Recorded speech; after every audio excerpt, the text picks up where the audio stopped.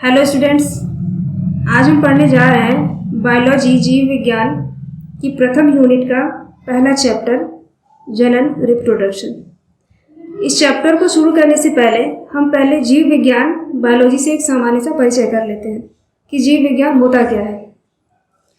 तो जीव विज्ञान विज्ञान की वह शाखा होती है जिसमें हम जीवधारियों का अध्ययन करते हैं। जैसे कि आप ये शब्द भी देख रहे हैं बायोलॉजी। ये बायोलॉजी शब्द दो ग्रीक वर्ड से मिलकर बना हुआ है। पहला बायोस मीन्स लाइफ अर्थात जीवन, और दूसरा है लावोस मीन्स स्टडी अध्ययन। तो इसकी एक सामान्य सी परिभाषा हो जाती है कि विज्ञान की वह शाखा जिसमें हम जीवधारियों का अध्ययन करते हैं उसे जीव विज्ञान कहते हैं। अब यहाँ आप इस बात पर ध्यान देंगे कि यहाँ जीवधारी किसे कहा जा रहा है। यहाँ जीवधारी से तात्पर्य उन सभी सजीव चीज़ों से है जिसमें जीवन होता है। इसमें जंतु भी आएंगे और पौधे भी आएंगे, क्योंकि हम पढ़ चुके हैं कि जो जीवन के सामान्य लक्षण होते हैं जैसे पोषण, वृद्धि, गमन, प्रजनन, ये सभी क्रियाएं जो हैं जैसे जंतुओं में होती हैं वैसे ही पौधों में भी होती हैं। तो मुझे लगता है कि आप इस जीव विज्ञान का इस जीव विज्ञान बायोलॉजी को दो भागों में बांटा गया है। पहला जूलॉजी, इसके अंतर्गत हम जंतुओं का अध्ययन करते हैं, और दूसरा बॉटनी वनस्पति विज्ञान जिसमें हम पौधों का अध्ययन करते हैं। इस जीव विज्ञान शब्द का सर्वप्रथम प्रयोग लमार्क ने किया था। ये एक छोटे छोटे प्रश्न कॉम्पिटिटिव एग्जाम में पूछे जाते हैं, उसकी दृष्टि से ये इम्पॉर्टेंट है, नोट कर लीजिएगा कि जीव विज्ञान शब्द का सर्वप्रथम प्रयोग लमार्क ने किया था। किंतु जो जीव विज्ञान के पिता कहे जाते हैं वो अरस्तु हैं। अरस्तु को जीव विज्ञान का पिता कहते हैं। तो जीवों में जनन, इसके अंतर्गत जो पहली टॉपिक हमें समझनी है वो है जीवन अवधि। जीवन अवधि क्या होती है? तो जीवन अवधि कहते हैं जन्म से प्राकृतिक मृत्यु तक का समय किसी भी जीव का जीवन अवधि कहलाता है। इसमें हम किसी भी जीव के एक्सीडेंटल डेथ को नहीं लेंगे। जन्म से उसकी प्राकृतिक मृत्यु का समय ही उसकी जीवन अवधि कहलाएगी। जैसा कि हम जानते हैं कि हर जीव का एक औसत आयु होता है। जैसे मनुष्य की 70 साल होती है, कुत्ते की 15 साल होती है। किसी पौधे को ले लें तो आम के वृक्ष की मान लें 50 साल हो गई। लेकिन हम देखते हैं कि 70 साल के बाद भी मनुष्य हमें दिखाई देते हैं। ऐसा नहीं होता कि वो मर जाएं और विलुप्त हो जाएं। उसी तरह पौधों के साथ भी होता है कि 50 साल के बाद भी आम के वृक्ष आपको वैसे ही नजर आते हैं, दिखाई देते हैं। तो ये कैसे होता है? तो प्रकृति की ये व्यवस्था जो है ये प्रजनन के कारण संभव हो पाती है कि हर जीव और पौधा अपनी मृत्यु से पहले अपने समान संतान उत्पन्न करता है, और यही क्रिया जनन कहलाती है, रिप्रोडक्शन कहलाती है। तो इस जनन का एक सामान्य सा मतलब हो गया अपने समान संतान की उत्पत्ति करना जनन कहलाता है, रिप्रोडक्शन कहलाता है। अब ये जो जनन की प्रक्रिया होती है यह भी दो प्रकार की होती है। पहला अलैंगिक जनन, इस अलैंगिक जनन को कहते हैं एसेक्सुअल रिप्रोडक्शन, और दूसरा है लैंगिक जनन, सेक्सुअल रिप्रोडक्शन। जनन को समझने का प्रयास करते हैं कि ये प्रक्रिया होती कैसे है। तो पहले हम शुरू करते हैं अलैंगिक जनन, एसेक्सुअल रिप्रोडक्शन। इस एसेक्सुअल रिप्रोडक्शन में सिर्फ एक ही जनक की आवश्यकता होती है। ये एक जनक ही अपनी संतति कोशिकाओं को, अपनी संतानों को उत्पन्न कर लेता है। इसके लिए किसी दूसरे जनक की आवश्यकता नहीं होती। यहाँ एक सिंगल इंडिविजुअल, एक अकेला जीव ही जनन की प्रक्रिया में भाग लेता है और अपने समान जीवों को उत्पन्न करता है। इसे अलैंगिक जनन या एसेक्सुअल रिप्रोडक्शन कहते हैं। इस एसेक्सुअल रिप्रोडक्शन की दो खास बातें होती हैं। पहली तो ये कि इसमें सिर्फ एक जनक ही भाग लेगा, और दूसरा जनक जो अपनी संतति कोशिकाएं बनाता है, जो नया जीव बनेगा वो आइडेंटिकल होता है, बिल्कुल समान होता है अपनी जनक कोशिका की तरह। उसमें किसी भी तरह की कोई भिन्नता उत्पन्न नहीं होती। जैसा कि हम जानते हैं कि क्लोन आइडेंटिकल होते हैं, किसी तरह का अंतर नहीं होता, तो हम ये कह सकते हैं कि जो संतति कोशा बन रही है वो उसकी क्लोन है, बिल्कुल आइडेंटिकल होती है, समान होती है, किसी तरह का कोई अंतर उसमें नहीं आता। और दूसरा प्रकार है जनन का, लैंगिक जनन या सेक्सुअल रिप्रोडक्शन। इसमें दो विपरीत जनकों की आवश्यकता होती है, पहला नर और दूसरा मादा। नर इसमें नर युग्मक बनाता है जिसे शुक्राणु कहते हैं, और मादा इसमें मादा युग्मक बनाती है जिसे अंडाणु कहते हैं। और इन दोनों के मिलने से युग्मनज बनता है जिसे जाइगोट कहते हैं। ये युग्मनज ही मारूला, गैस्ट्रोला, ब्लास्टूला की स्टेजों से होता हुआ भ्रूण का निर्माण करता है और उस भ्रूण से ही नए जीव की उत्पत्ति होती है।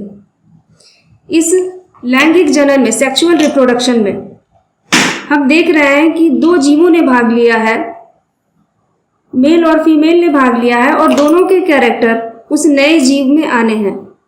तो यहाँ हम ये समझ सकते हैं कि जब दो अलग अलग गुण धर्मों वाली चीज़ें एक साथ मिलाई जाती हैं, जैसा कि आप मान लें कि एक सफ़ेद रंग है और एक लाल रंग है, अगर दोनों को साथ में मिलाएंगे तो फिर वो ना सफ़ेद रहेगा और ना ही लाल रहेगा। दोनों जब मिलेगा तो वो एक नया रंग बनाएगा, गुलाबी रंग बनाएगा। उसी तरह यहाँ जब दो अलग अलग गुणों वाले नर युग्मक और मादा युग्मक एक साथ मिलकर नए जीव का निर्माण करेंगे तो उसके कुछ गुण उस नर से आएंगे और कुछ उस मादा से आएंगे। इसलिए जो जीव बनेगा वो अपने माता पिता के समान नहीं होगा, उनसे कुछ भिन्न होगा।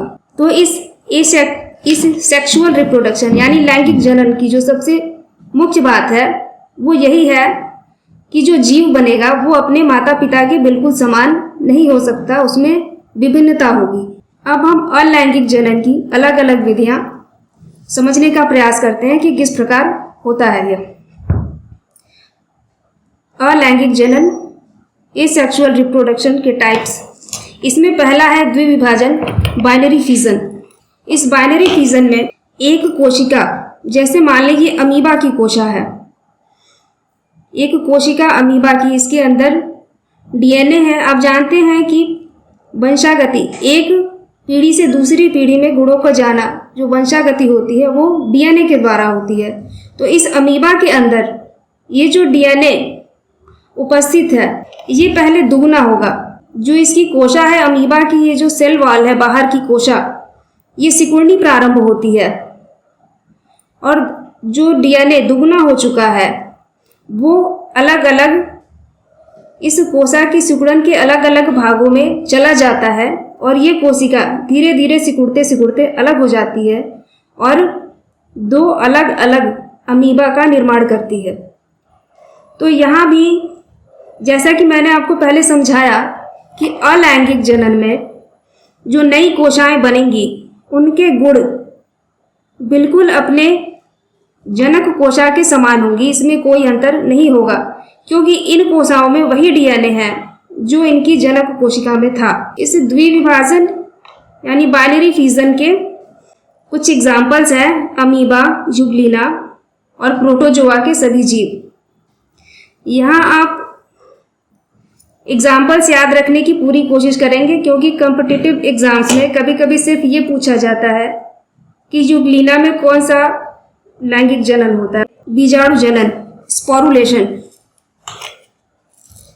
इस बीजाणु जनन में जीव बीजाणु उत्पन्न करता है, वह बीजाणु अंकुरित होकर नए जीव को बनाता है। जैसे यहाँ एग्जाम्पल दिया गया है पेनिसिलियम का। पेनिसिलियम एक कवक है जिससे पेनिसिलिन नामक मेडिसिन बनाई जाती है।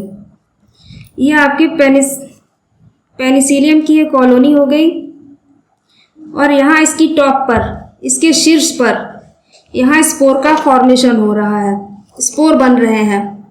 ये बीजाणु स्पोर जब मैच्योर हो जाते हैं तो हवा, पानी या किसी अन्य माध्यम के द्वारा अपने जनक से दूर जाकर एक नए पेनिसिलियम का निर्माण करता है, और इस तरह एक पेनिसिलियम से कई पेनिसिलियम बन जाते हैं। तो बीजाणु जनन किसमें होता है, स्पोरुलेशन किसमें होता है, पेनिसिलियम।